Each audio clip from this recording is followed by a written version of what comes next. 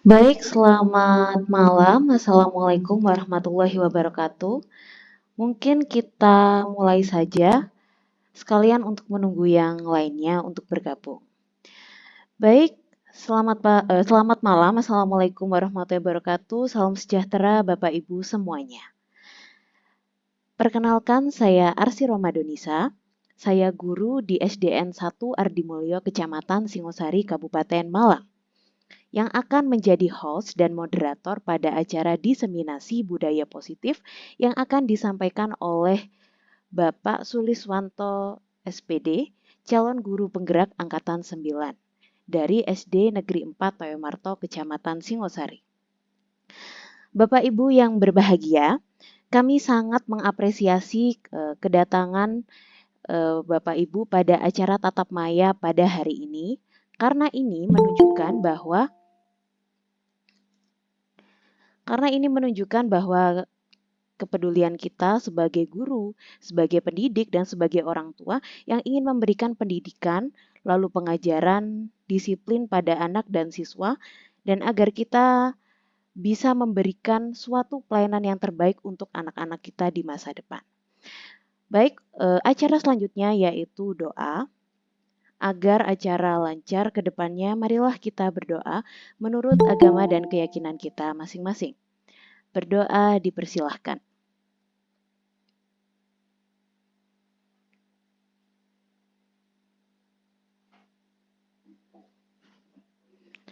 Berdoa selesai. Baik, Bapak Ibu, akan saya bacakan untuk rundown acara pada malam hari ini. Yang pertama ada sambutan, yang kedua tadi ada doa, yang ketiga ya perkenalan, yang kelima ya yaitu materi, dan yang selanjutnya yang terakhir yaitu tanya jawab. Nah, sebelum kita menginjak pada sesi materi, maka akan saya perkenalkan dulu pemateri kita pada malam hari ini. Pak Suliswanto, silahkan untuk on cam dulu. Siap Bu Arsi, terima kasih. Ya, baik, saya perkenalkan. Nah, Bapak ini adalah Bapak Suliswanto, Sarjana Pendidikan. Beliau merupakan calon guru penggerak angkatan 9 dari SD Negeri 4 Toyomarto, Kecamatan Singosari. Hari ini beliau akan memberikan suatu materi diseminasi tentang budaya positif atau suatu penguatan psikologi baru. Bagaimana sih cara mendidik anak di abad 21 ini? Murid kita supaya dia tuh mendapatkan solusi dari masalah yang dia hadapi. Restitusi mengembalikan murid yang berbuat salah pada kelompoknya. Di situ kita sebut murid. Tapi tidak menutup kemungkinan anak kita di rumah. Restitusi mengembalikan murid kepada keadaan sebelumnya. Jadi gini, anak kita berbuat salah, anak kita merasa pada posisi yang nggak bagus. Jadi kita restitusi anak itu supaya anak itu sadar, supaya anak itu, oh aku harus menjadi pribadi yang lebih baik, oh aku seperti ini. Nah, kamu ingin menjadi seperti apa? Menjadi orang baik, kamu menjadi nanti besar menjadi aku menjadi ini. Kalau kamu menjadi depresi, kamu harus apa? Aku harus rajin belajar. Lah, di situ loh anak itu akan berpendapat sendiri. Di situ loh kita giring anak itu sehingga anak itu bisa mempunyai keyakinan dalam dirinya.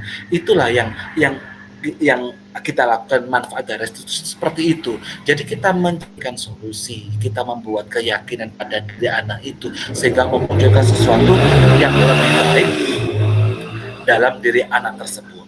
Next, Basi.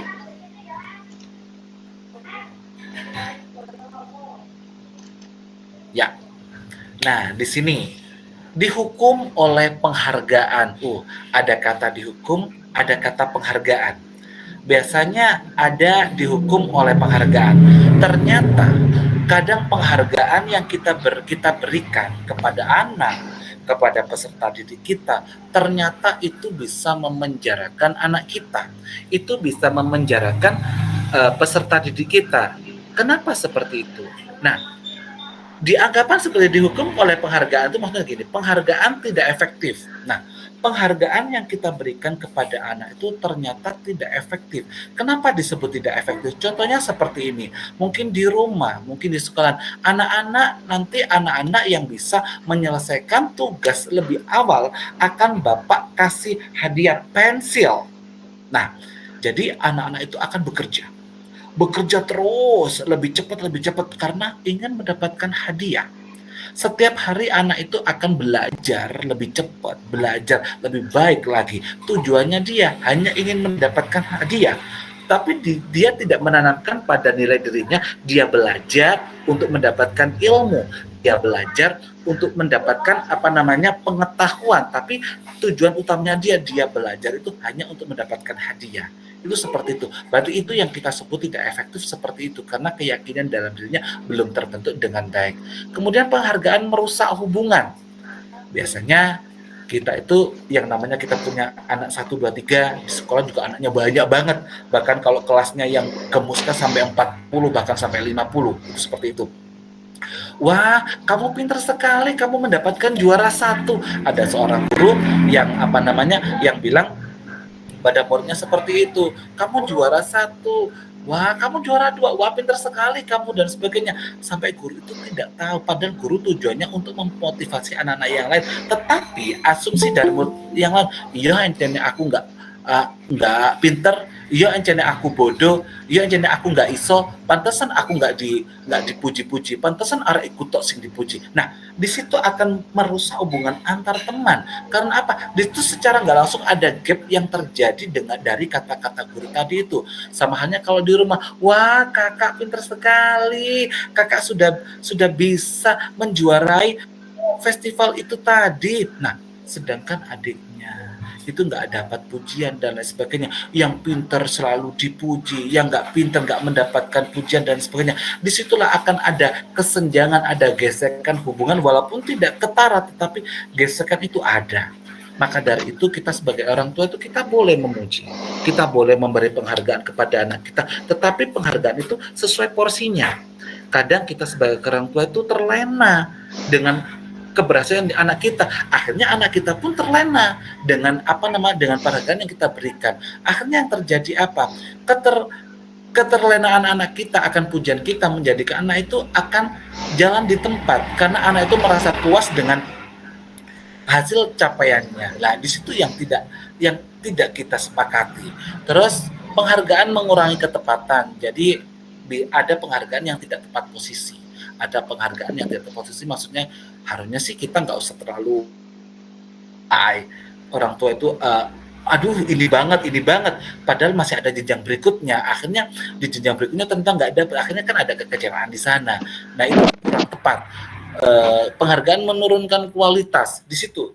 Dengan kita memberi penghargaan, kita itu bisa menurunkan kualitas. Kenapa? Karena orang yang kita beri penghargaan ini udah puas di posisi seperti ini, udah puas, udah dikasih penghargaan yang begitu maksimal. Nah, dari situ orang ini akan puas dengan posisinya di situ, akhirnya dia tidak berusaha menjadi lebih baik lagi karena dia sudah merasa baik. Itu seperti itu. Jadi bisa menurunkan kualitas sehingga dia tidak bisa melaju lagi. Karena apa? Karena sudah nyaman di posisinya itu. Penghargaan bisa mematikan kreativitas, penghargaan menghukum. Nah, disitulah yang kita anggap penghargaan itu menghukum diri kita sendiri, menghukum anak kita sendiri. Dan apa? Dengan penghargaan itu anak kita, peserta didik kita tidak berkembang. Maka dari itu ketika kita ngasih penghargaan itu kita harus memberi penghargaan sesuai porsi dengan aspek-aspek tertentu yang kita pikirkan, dengan dampak-dampak yang kita pikirkan juga. Berikutnya motivasi dalam diri. Nah, yang kita perlukan yaitu motivasi dalam diri kita supaya kita bisa menjadi ketika kita memberikan penghargaan kepada anak kita, kepada murid kita, kita harus memberi penghargaan dengan alasan tertentu, tapi sesuai porsi yang didapatkan anak itu tidak terlalu berlebihan dan tidak terlalu over, seperti itu. Next.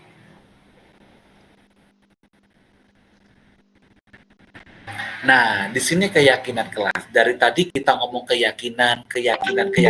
Apa sih keyakinan kelas itu? Nah, keyakinan, yakin, kita percaya. Keyakinan disebut juga dengan kesepakatan kelas.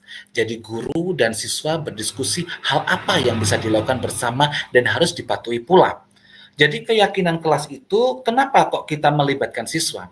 Karena kalau keyakinan kelas itu itu melibatkan siswa yang ada di kelas. Guru dan siswa itu menyepakati sesuatu yang kita lakukan bersama untuk menjadi kesepakatan yang ada di kelas kita. Next, Persi.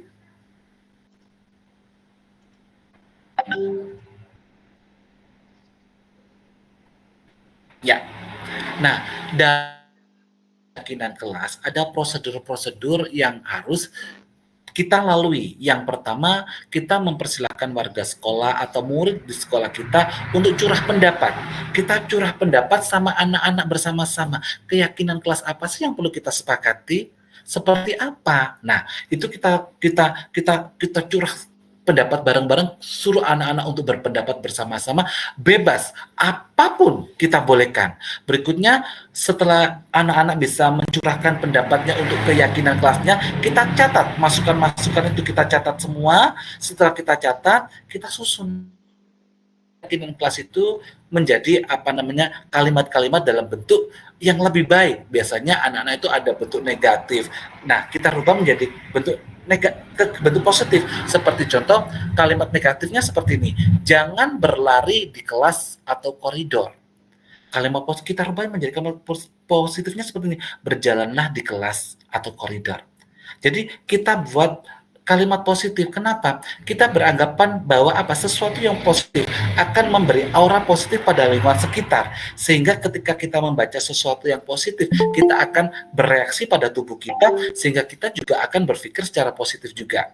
Nah, tapi harus kita tinjau kembali. Kadang-kadang kita itu tumpuk keyakinan kelas yang ada, padahal kita ada payungnya sendiri-sendiri. Dalam artian, contoh seperti ini. Misalnya, berjalan di kelas, dengarkan guru, datanglah tepat waktu, berada di bawah satu payung, yaitu keyakinan untuk saling menghormati.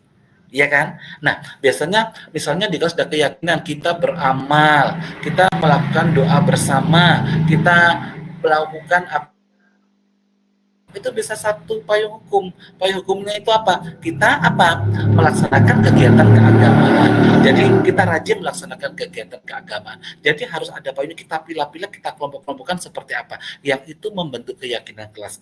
Misalnya di kelas, di kelas tidak boleh ngomong kotor. Di kelas tidak boleh berbicara ketika guru menjelaskan.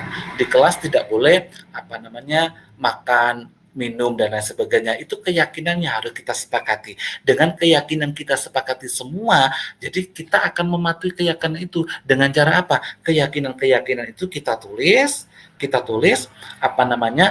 tempel di sana, sehingga anak itu selalu tahu, itu. Tapi yang perlu kita pahami juga, ketika kita membuat keyakinan kelas, jangan terlalu banyak, sampai 35 keyakinan kelas. Tidak bisa. Kita buat keyakinan kelas itu, kalau bisa itu mungkin 3, 4, atau paling banyak 7, itu seperti itu. Kita buat keyakinan kelas itu supaya apa? Anak-anak itu, aku nggak boleh seperti ini, aku harus seperti ini, aku di kelas harus seperti ini.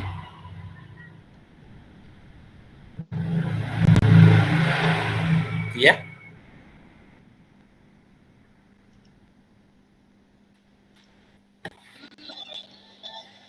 Permisi, Bu Arsi. Ya, Pak. Sebentar ya.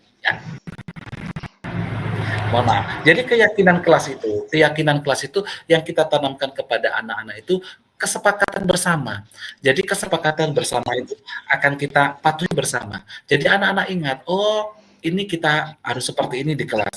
Kita harus mendengarkan ketika guru menjelaskan pelajaran. Nah, keyakinan-keyakinan yang seperti itu yang akan membangun anak didik kita itu menjadi pribadi yang baik. Dia akan taat kepada kesepakatan yang telah kita buat.